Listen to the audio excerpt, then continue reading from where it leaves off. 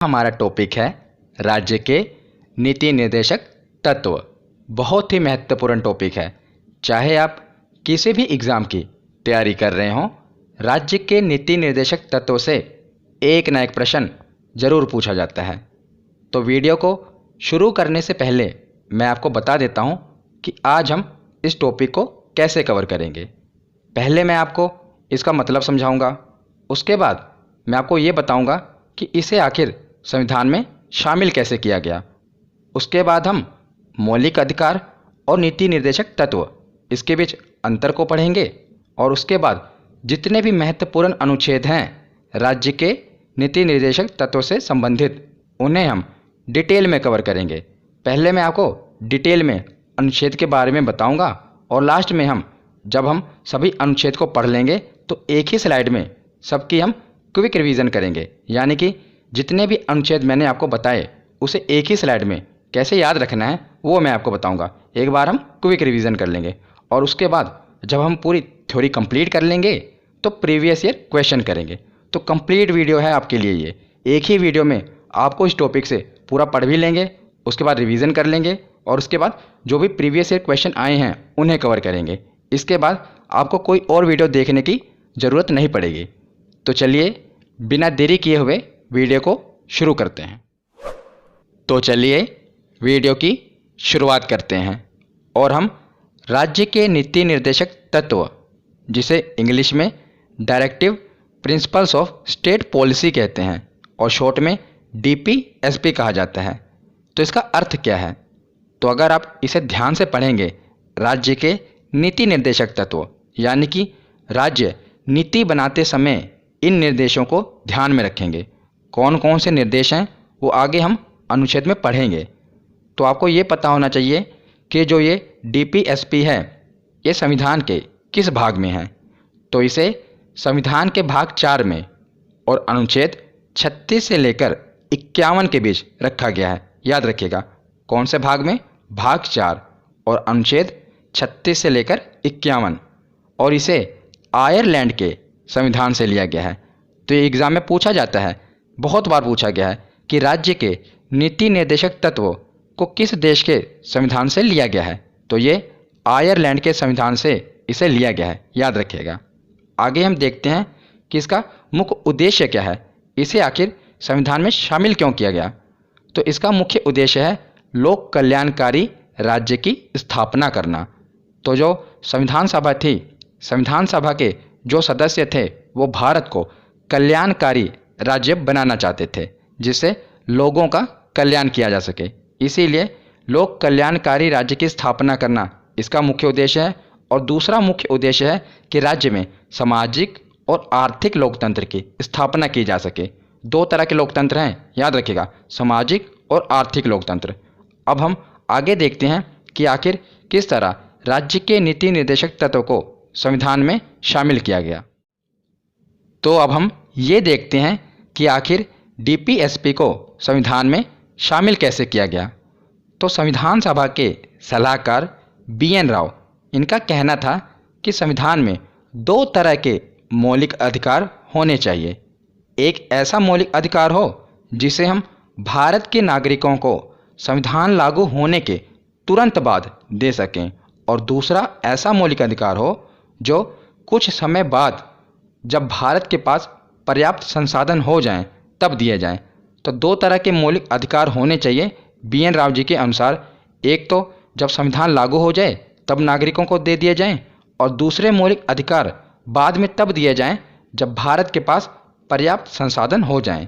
तो फिर संविधान सभा में इस बात पर बहुत चर्चा हुई और बहस हुई और बाद में ये परिणाम निकाला गया कि जो ये अधिकार हैं इन्हें हम 2 भागों में बांट देते हैं।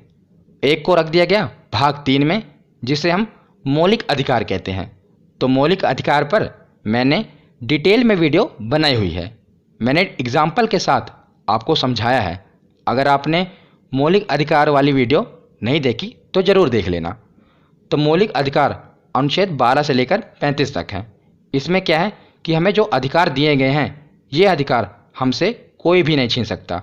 अगर हमारे अधिकारों का हनन होता है तो हम डायरेक्ट सुप्रीम कोर्ट जा सकते हैं। इसमें इतनी पावर है मौलिक अधिकार में। और भाग 4 में राज्य के नीति निर्देशक तत्व हैं। इसमें जो अधिकार हैं वो आपको तभी दिए जाएंगे जब सरकार के पास पर्याप्त संसाधन हो जाए।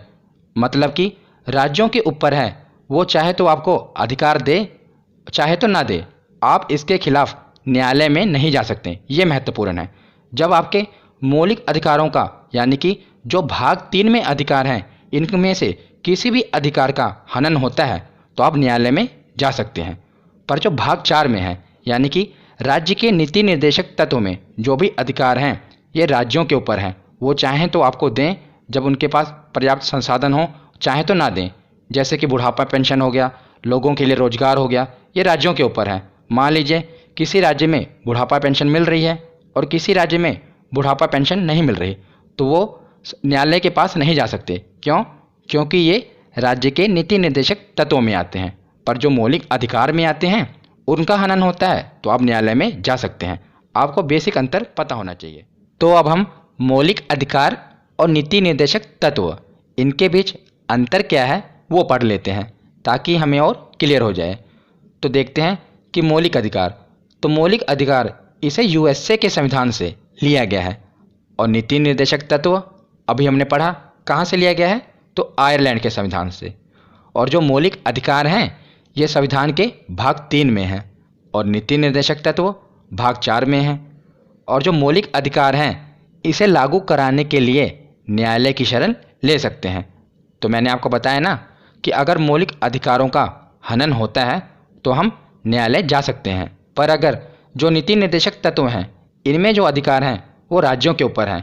राज्य चाहे तो दें, चाहे तो ना दें, इसके खिलाफ हम न्यायालय नहीं जा सकते। ये याद रखिएगा, ये न्यायालय नहीं जा सकते नीति निर्देशक तत्वों में। उसके बाद देखते हैं कि जो मौलिक अधिकार हैं ये नागरिकों को स्वतः ही प्राप्त हो जाता है। मतलब कि अगर आप भारत के नागरिक हैं तो आपके पास जो सबके पास मौलिक अधिकार हैं वो आपके पास भी हैं। पर जो नीति निर्देशक तत्व हैं ये राज्य सरकार के द्वारा लागू करने के बाद ही नागरिक को प्राप्त होंगे। मतलब कि ये राज्य सरकारों के ऊपर है। अगर मान लीजिए केरल की सरकार बुढ़ापा पेंशन देती है तो केरल में ही मिलेगा, उत्तर प्रदेश में नहीं मिलेगा। मतलब कि ये राज्यों के ऊपर है कि वो अपने नागरिकों को ये अधिकार दें या ना दें। अगर वो नहीं देते तो आप न्यायालय भी नहीं जा सकते। अगर मौलिक अधिकारों का हनन होता है तो आप न्यायालय जा सकते हैं। ये बेसिक अंतर आपको पता होना चाहिए। तो आगे देखते हैं, जो मौलिक अधिकार हैं ये व्यक्ति के अधिकार के लिए है। मतलब कि व्यक्ति को अधिकार दिया जाएगा।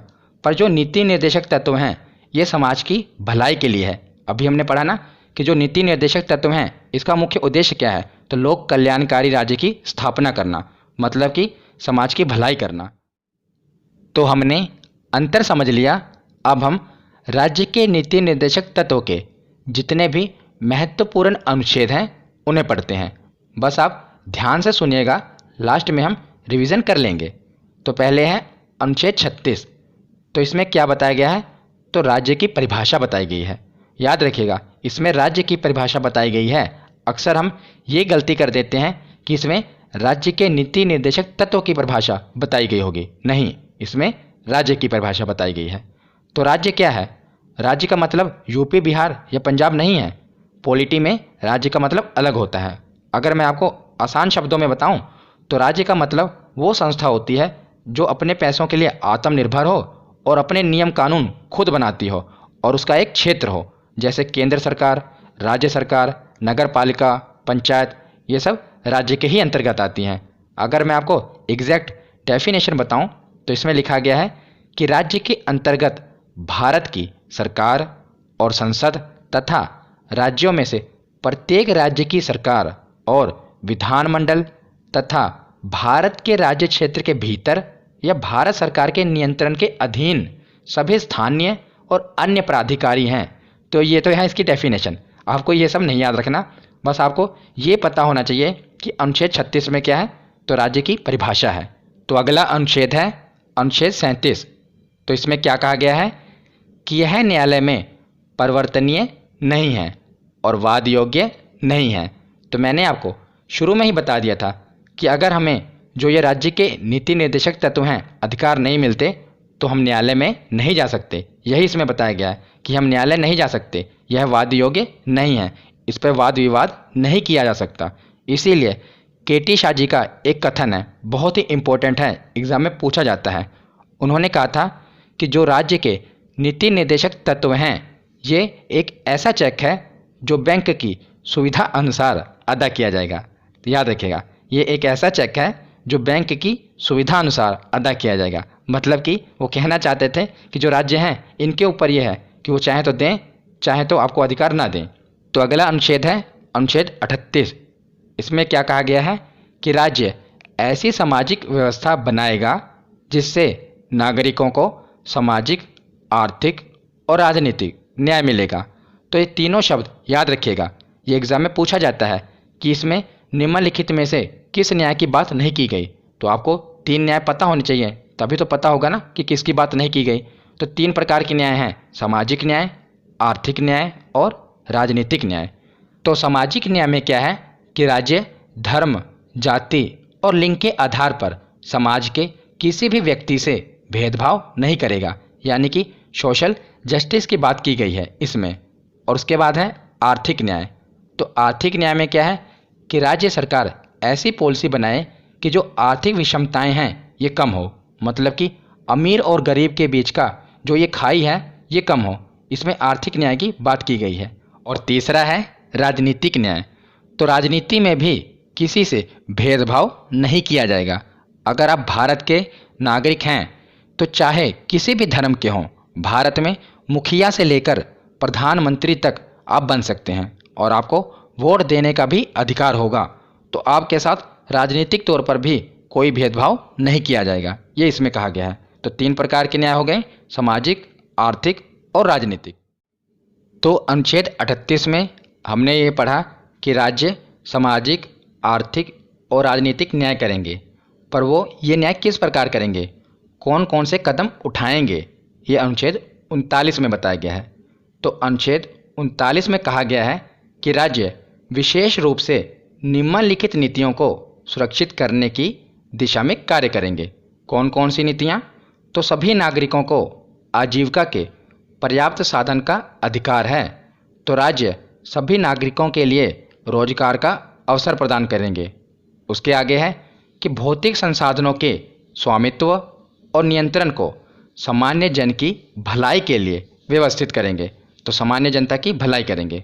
उसके आगे है कि कुछ ही व्यक्तियों के पास धन को संकेंद्रित होने से बचाएंगे, यानी कि राज्य ऐसे कदम उठाएंगे जिससे ऐसा ना हो कि जो राज्य का सारा धन है वो कुछ ही अमीर व्यक्तियों के पास रहे, नहीं, ये सभी के भलाई के लिए काम आए। उसके आगे है कि पुरुषों और महिलाओं दोनों को सामान्य कार्य के लिए समान वेतन मिले। ये बहुत ही इंपॉर्टेंट है, सामान्य कार्य के लिए समान वेतन पुरुषों और महिलाओं को। तो ये किस में है? अनुच्छेद 39 में है, याद रखिएगा। उसके आगे है कि श्रमिकों की शक्ति और स्वास्थ्य की सुरक्षा करना, यह भी राज्य का कर्तव्य होगा। तो अनुच्छेद 39 के बाद देखते हैं अनुच्छेद 39A। इसमें क्या कहा गया है? तो जो भी ये A, B इस प्रकार के अनुच्छेद होते हैं ना, ये मूल संविधान में नहीं थे, इन्हें बाद में संविधान में संशोधन करके जोड़ा जाता है। तो अनुच्छेद 39A में कहा गया है कि समान न्याय और निःशुल्क विधिक सहायता, यानी कि जो समान न्याय तो पता लगेगी आपको, और निःशुल्क विधिक सहायता में क्या है कि राज्य जो भी मतलब कि गरीब हैं उन्हें फ्री में कानूनी सहायता मिले, इस प्रकार के कदम उठाएंगे। तो अगला अनुच्छेद है अनुच्छेद 40। इसमें क्या है? ग्राम पंचायतों का गठन। तो वेरी इंपॉर्टेंट, मैंने इस पर डिटेल में वीडियो बनाई भी हुई है। मैंने उसमें कहानी की तरह आपको समझाया हुआ है कि पंचायती राज क्या है, नगर पालिका क्या है, डिटेल में बताया हुआ है। तो मैंने वहाँ पर आपको बताया था कि पहले जो ग्राम पंचायत है इसे राज्य के नीति निर्देशक तत्व में शामिल किया गया था, यानी कि ये राज्यों के ऊपर था कि वो ग्राम पंचायत का गठन करें या ना करें। पर बाद में संविधान में संशोधन कर दिया गया और 2 संशोधन आए। 73वां संविधान संशोधन में पंचायती राज आया, यानी कि ग्रामीण क्षेत्रों में पंचायत का गठन किया गया, और 74वें संविधान संशोधन में शहरी क्षेत्रों में पंचायत का गठन किया गया। तो जब ये संशोधन कर दिया गया तो ये कानून बन गया, अब राज्यों को ग्राम पंचायत का गठन करना ही पड़ेगा। पर जब ये अनुच्छेद 40 में यानी कि राज्य के नीति निर्देशक तत्व में शामिल था, तब तक राज्यों के ऊपर ये जिम्मेदारी नहीं थी, जरूरी नहीं था, वो चाहे तो करें चाहे तो ना करें। पर जब ये कानून बन गया तो राज्यों को ग्राम पंचायत का गठन करना ही पड़ता है। अब आप देखते हैं ना आपके राज्य में भी ग्राम पंचायत का चुनाव होता है। तो अगला अनुच्छेद है अनुच्छेद 41। इसमें क्या कहा गया है कि कुछ दशाओं में काम, शिक्षा और सरकारी सहायता पाने का अधिकार। तो सरकारी सहायता पाने का अधिकार नागरिकों को होगा, जैसे वृद्धा पेंशन हो गया, विधवा पेंशन, विकलांगता पेंशन। पर यह राज्यों के ऊपर ही है। अगर आपको नहीं मिलेगी तो आप न्यायालय नहीं जा सकते। ये मैंने आपको शुरू में ही बता दिया था। जब राज्यों के पास पर्याप्त संसाधन होंगे तो वो देंगे, नहीं तो नहीं देंगे। तो अगला अनुच्छेद है अनुच्छेद 42। इसमें क्या कहा गया है कि न्याय संगत और मानवोचित दशाओं तथा प्रसूति सहायता का उपबंध। तो इसमें क्या कहा गया है, मैं आपको आसान भाषा में बताता हूँ कि राज्य ऐसी नीतियाँ बनाएगा जो न्याय संगत हो और मानवोचित दशाओं को ध्यान में रखेगा। जैसे आप देखते होंगे कि जो गर्भवती महिलाएं होती हैं उनके द्वारा जो कठोर श्रम है वो नहीं करवाया जाता, क्योंकि वो अभी गर्भवती हैं। तो ये न्याय संगत है, राज्य ऐसी नीतियाँ बनाएगा। अब इसमें ये नहीं होगा कि जो बाकी की महिलाएं हैं वो तो काम करेंगी, पर जो गर्भवती महिलाएं हैं वो कठोर शारीरिक श्रम नहीं करेंगी, पर उन्हें वेतन बराबर का ही दिया जाएगा, क्योंकि ये मानवोचित है। और उसके बाद है प्रसूति सहायता। तो प्रसूति सहायता क्या होती है, जैसे आप देखते होंगे कि मैटरनिटी लीव दी जाती है महिलाओं को। जब वो गर्भवती होती हैं और बच्चे को जन्म देने वाली होती हैं तो कुछ महीने के लिए उनको अवकाश दिया जाता है और उसका वेतन भी नहीं काटा जाता, क्योंकि ये न्याय संगत है। तो राज्य ऐसी नीतियाँ बनाते हैं, आप देखते होंगे कहीं पर 3 महीने की लीव होती है, कहीं पर 6 महीने की। ये राज्यों के ऊपर डिपेंड है। आगे देखते हैं अनुच्छेद 43। तो इसमें क्या कहा गया है कि निर्वाह योग्य मजदूरी और कुटीर उद्योग को बढ़ावा देगा राज्य। मतलब कि जो मजदूर हैं उन्हें अपने निर्वाह करने योग्य मजदूरी मिलनी चाहिए, ऐसी नीतियाँ राज्य बनाएगा। तो 41 में भी आपने देखा सरकारी सहायता के बारे में बताया गया, 42 में न्याय संगत और 43 में कि निर्वाह योग्य मजदूरी मिलनी चाहिए। तो अगला अनुच्छेद है अनुच्छेद 43A। इसमें क्या कहा गया है कि उद्योगों के प्रबंधन में श्रमिकों की भागीदारी सुनिश्चित करने के लिए राज्य कदम उठाएगा। यानी कि जो उद्योगों के मैनेजमेंट में जो काम करने वाले मजदूर हैं उनकी भी भागीदारी हो, वो भी उसमें हिस्सेदार हों, लेबर हिस्सा ले सके, ऐसा राज्य कानून बनाए, कदम उठाए। तो अगला अनुच्छेद है 43B। तो इसमें क्या कहा गया है कि सहकारी समितियों को बढ़ावा देना। यानी कि राज्य सरकार का ये कदम होना चाहिए कि वो सहकारी समितियों को बढ़ावा दे। मान लीजिए सरकार को नहर बनाना है, तो सरकार के ऊपर जिम्मेदारी होती है कि किस गांव में सप्लाई देना है, कहां पर कैसे क्या क्या करना है। तो यहाँ पर कहा गया है कि सरकार को चाहिए वो सहकारी समितियों को बढ़ावा दे। यानी कि सरकार की ये कोशिश होनी चाहिए कि जो गांव के लोग हैं उन्हीं में से 25-30 आदमियों का एक ग्रुप बना दिया जाए और उन्हें काम सौंप दिया जाए और जो डिसीजन है वो सरकार ले। तो इसमें ये कहा गया है। तो अगला अनुच्छेद है अनुच्छेद 44। ये बहुत ही महत्वपूर्ण है, कई बार एग्जाम में पूछा गया है। यही पूछा जाता है कि बताइए समान सिविल संहिता किस अनुच्छेद में है। तो अनुच्छेद 44। इसे मैं आपको अभी ट्रिक से बताऊंगा, पहले से समझ लेते हैं कि अभी तक जो ये समान सिविल संहिता है ये राज्य के नीति निर्देशक में ही है, भारत में ये पूरी तरह से लागू नहीं है। अभी हाँ बात हो रही थी कि केंद्र सरकार इस पर कानून बनाएगी, पर अभी तक कोई कानून बना नहीं है। और इसमें क्या कहा गया है कि राज्य जो नागरिकों के लिए एक समान सिविल संहिता का प्रावधान करेगा। जब देश एक है तो वहाँ का कानून व्यवस्था भी एक होनी चाहिए सभी धर्मों के लिए। जैसे आप देखेंगे विवाह, तलाक, अपराध संबंधित जो कानून हैं, आप देखते होंगे कि जो मुस्लिम समुदाय है उसमें विवाह तलाक संबंधित अलग कानून है, और जो हिंदू समुदाय है उसमें भी विवाह और तलाक संबंधित अलग कानून है। तो समान सिविल संहिता में कहा गया है कि समान सिविल कानून होने चाहिए सभी धर्मों के लिए, पर अभी तक ये लागू नहीं किया गया। तो इसे याद कैसे रखेंगे, तो देखिए अनुच्छेद 44। तो अगर हम भारत में बात करें तो मुख्यतः 4 धर्म की बात करते हैं ना, हिंदू, मुस्लिम, सिख, ईसाई, 4 धर्म हैं। और इसमें कहा गया है कि सभी के लिए समान कानून हो। तो 4 के समान क्या है, तो 4 ये दोनों सेम है ना।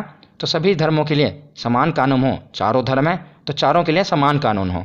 तो इससे आप रिलेट कर सकते हैं, आपको ऐसे याद रहेगा। अगला अनुच्छेद है अनुच्छेद 45। इसमें क्या कहा गया है कि बच्चों को 6 वर्ष की आयु पूरी करने तक प्रारंभिक बाल्य अवस्था देखभाल और शिक्षा प्रदान करना ये राज्यों का कर्तव्य होगा। तो बाल्य अवस्था देखभाल मतलब कि उनकी हेल्थ पर ध्यान देना, और शिक्षा प्रदान करना उन्हें एजुकेशन देना। तो अगर मैं आपको मूल संविधान के बारे में बताऊं तो जो मूल संविधान था, जब संविधान बना था तो उस समय अनुच्छेद 45 में ये कहा गया था कि 14 वर्ष की आयु तक के बच्चों को निःशुल्क शिक्षा प्रदान की जानी चाहिए। पर बाद में इसमें संशोधन कर दिया गया और जो ये शिक्षा का अधिकार है इसे मौलिक अधिकार में शामिल कर दिया गया। अब ये हर बच्चे का अधिकार है कि 6 से 14 वर्ष के बच्चों को निःशुल्क शिक्षा हर राज्य प्रोवाइड करता है। आप देखते ही होंगे। पर जब तक ये राज्य के नीति निर्देशक तत्वों में था तब तक तो ये राज्यों के ऊपर था, वो चाहें तो दें चाहे तो ना दें।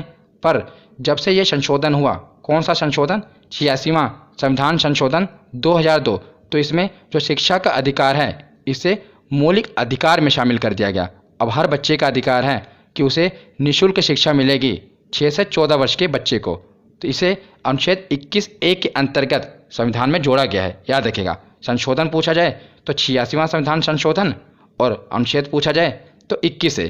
तो मैं आपको थोड़ा और क्लैरिफाई कर देता हूँ ताकि आपको ईजिली याद हो जाए। तो देखिए इसमें क्या कहा गया है संशोधन होने के बाद कि 0 से लेकर 6 वर्ष यानी कि जन्म से लेकर 6 वर्ष की आयु तक, ये लिखा है ना, बच्चों को 6 वर्ष की आयु तक प्रारंभिक बाल्य अवस्था देखभाल यानी कि उसकी हेल्थ पर ध्यान दिया जाएगा।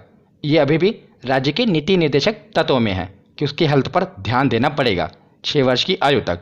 आप देखते होंगे कि सरकारी अस्पताल में टीके वगैरह लगते हैं ना बच्चों को, और उसके बाद 6 से लेकर 14 वर्ष की आयु तक उन्हें राइट टू एजुकेशन, ये तो मौलिक अधिकार में है कि उन्हें शिक्षा का अधिकार है। तो हर राज्य को उन्हें 6 से लेकर 14 वर्ष की आयु तक के बच्चों को निःशुल्क शिक्षा देनी पड़ेगी। ये उनका मौलिक अधिकार है, कोई भी नहीं छीन सकता। 6 वर्ष तक उनकी हेल्थ पर ध्यान देना पड़ेगा और 6 से लेकर 14 वर्ष तक उन्हें फ्री में एजुकेशन देनी पड़ेगी। तो अगला अनुच्छेद है अनुच्छेद 46। इसमें है कि राज्य समाज के कमज़ोर वर्गों, विशेषकर अनुसूचित जातियों, अनुसूचित जनजातियों और अन्य कमज़ोर वर्गों के शैक्षिक और आर्थिक हितों को बढ़ावा देगा। तो राज्य का ये दायित्व होगा कि जो भी पिछड़े वर्ग हैं, कमज़ोर वर्ग हैं, उनकी शिक्षा पर और उनके आर्थिक विकास पर ध्यान देगा। यह राज्य का कर्तव्य होगा। तो अगला अनुच्छेद है अनुच्छेद 47। इसमें है कि लोगों के जीवन स्तर में सुधार राज्यों का कर्तव्य होगा कि जो लोगों का जीवन स्तर है, उनका स्टैंडर्ड ऑफ लिविंग है, उसमें सुधार करे। उसके आगे है कि पोषाहार को बढ़ावा। अब देखते हैं ना, मिड डे मील जैसी योजनाएं चलाई जाती हैं।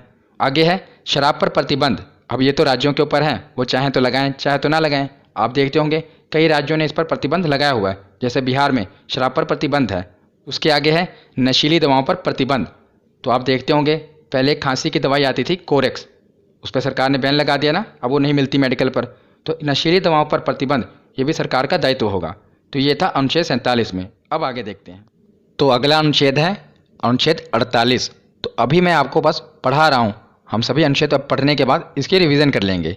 तो अनुच्छेद 48 में क्या है कि राज्य कृषि और पशुपालन को वैज्ञानिक तरीके से बढ़ावा देगा। तो राज्य का ये कर्तव्य होगा कि जो कृषि है और पशुपालन है इसे बढ़ावा देना।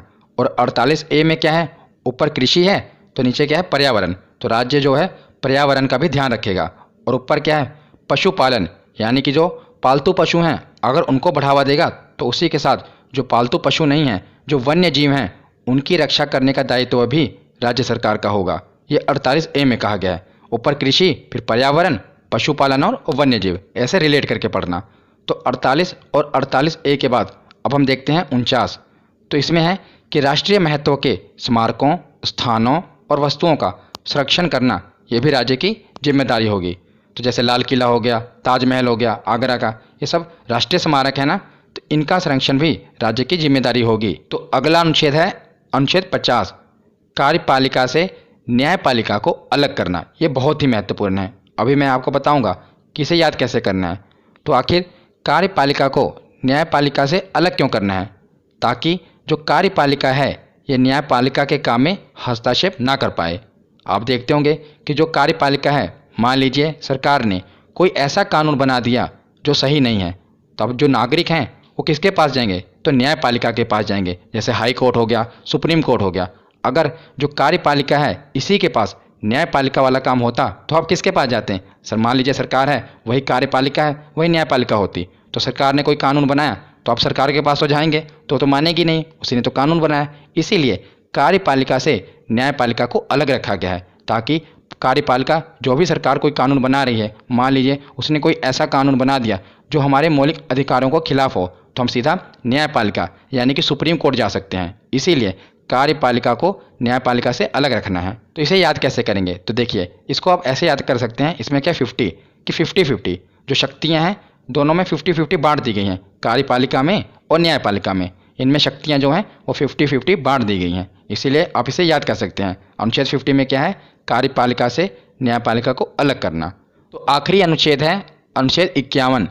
इसमें क्या है कि अंतर्राष्ट्रीय शांति और सुरक्षा की अभिवृद्धि हेतु राज्य प्रयास करेगा। तो ऊपर हमने पढ़ लिया कि राज्य के लिए कौन कौन से कदम उठाएगा। अब उसके बाद है कि अंतर्राष्ट्रीय शांति बनाए रखना भी राज्य का काम होगा, कि वो अंतर्राष्ट्रीय शांति बनाए रखे, उसके हेतु प्रयास करे। तो यहाँ पर हमारे सभी अनुच्छेद खत्म होते हैं।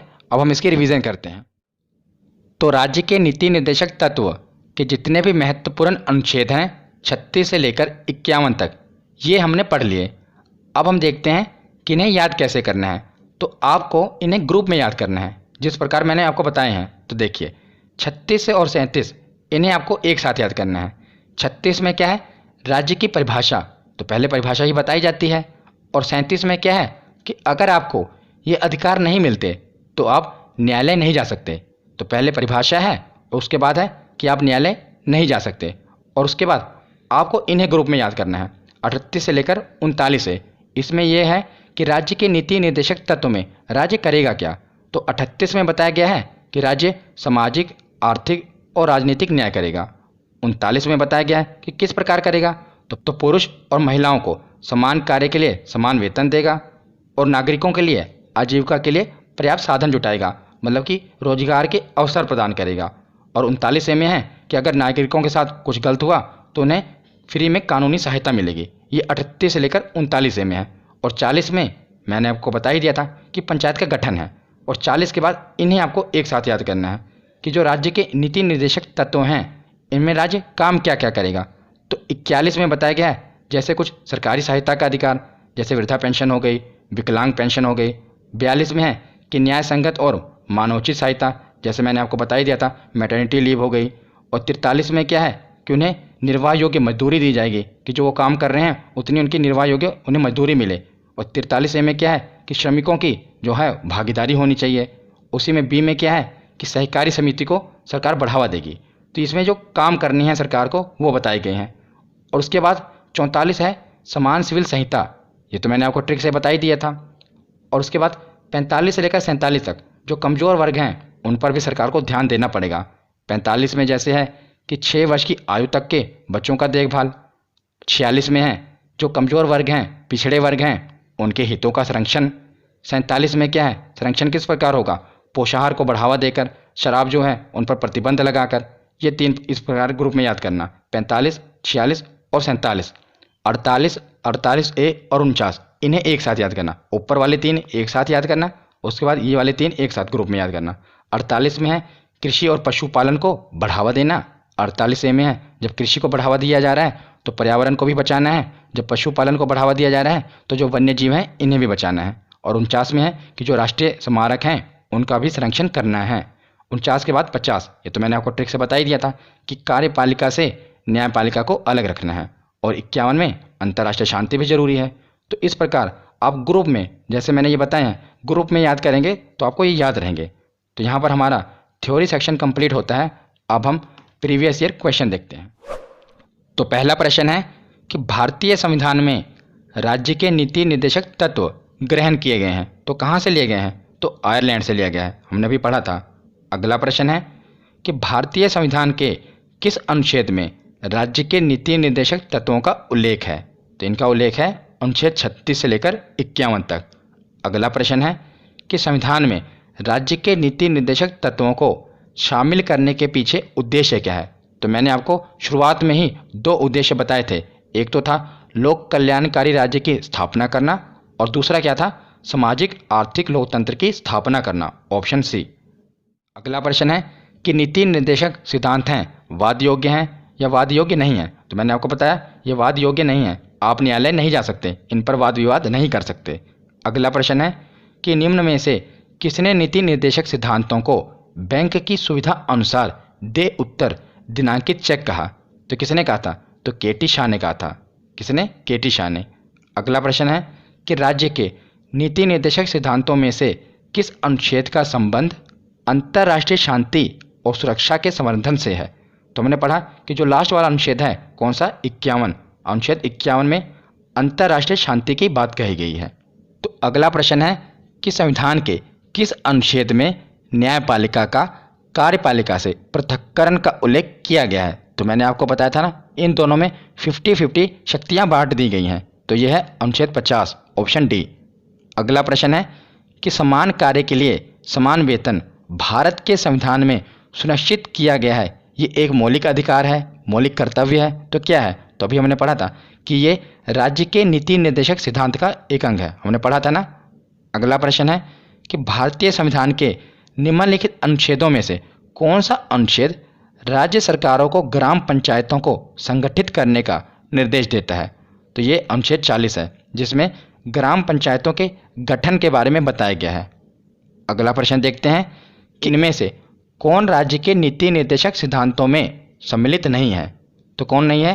तो सूचना का अधिकार ये सम्मिलित नहीं है। मद्य निषेध भी है, समान कार्य हेतु समान वेतन ये भी था, और काम का अधिकार भी था, पर सूचना का अधिकार इसमें शामिल नहीं है।